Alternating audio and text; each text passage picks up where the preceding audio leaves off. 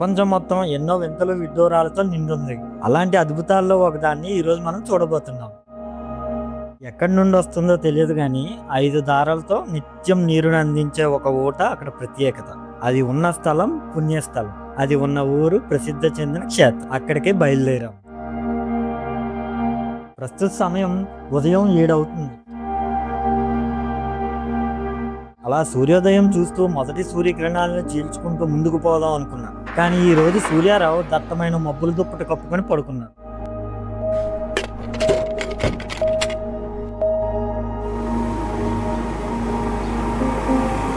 మనం వెళ్ళే ఈ క్షేత్రానికి ప్రధాన జంక్షన్ అచ్యుతాపురం. పచ్చని ప్రకృతి ఎప్పుడూ మీకు అసలైన ప్రపంచాన్ని చూపిస్తుంది.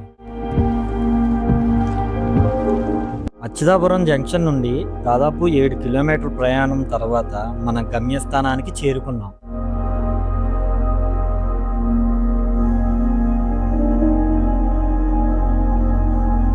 పచ్చని ప్రకృతి ఒడిలో ఒక పర్వత శ్రేణిని ఆనుకొని ఉన్న పుణ్యక్షేత్రం శ్రీ ఉమా ధర్మలింగేశ్వర స్వామి దేవస్థానం పంచదార్ల.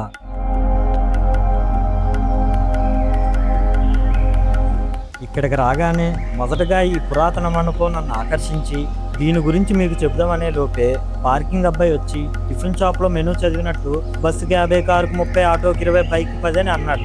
నేను కూడా మీలో కోటీశ్వరులో క్విజ్ అనుకొని ఆప్షన్ బి కార్ అని చెప్పి 30 రూపాయలు సమర్పించుకున్నాను.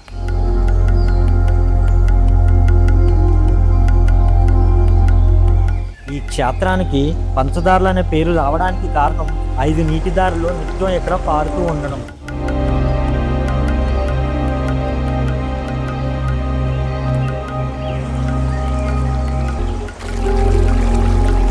నిత్యం పుణ్యస్నానాలకి మరియు స్థానికులు త్రాగడానికి ఈ నీటిని ఉపయోగిస్తున్నారు.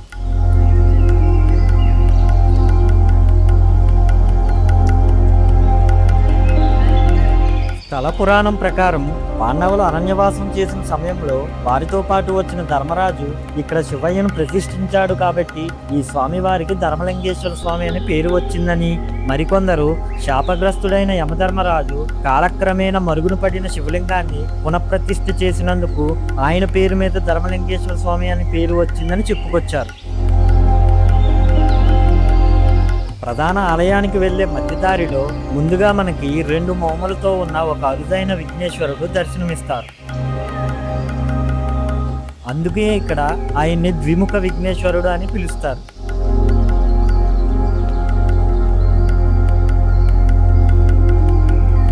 శ్రీ ధర్మలింగేశ్వర స్వామి దేవాలయం 1100 ఏళ్ల నాటి పురాతన కట్టడం.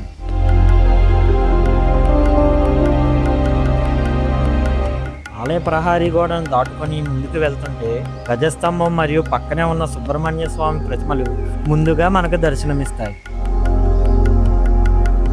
ఈ దేవాలయం మొత్తం మీకు ప్రాచీన రాతి నిర్మాణ శైలిని ప్రతిబింబిస్తూ ఉంటుంది. ప్రధాన ఆలయంలోని అర్ధమండపంలో మీకు మొదటగా వినాయకుడు, ఉమాదేవి మరియు పుట్ట రూపంలో ఉండే నాగాలయం దర్శనమిస్తాయి. గర్భగుడిలో శివయ్య మనకి ధర్మలింగేశ్వర స్వామి రూపంలో దర్శనమిస్తారు. ఓం నమః శివాయ.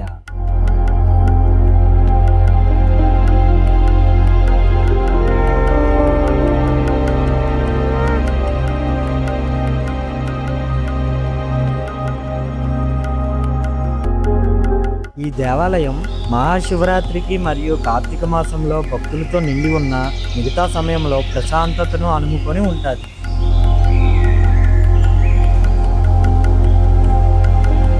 ఇక్కడ వాతావరణం ఖచ్చితంగా మీకు ఒక కొత్త అనుభూతిని కలిగిస్తుంది.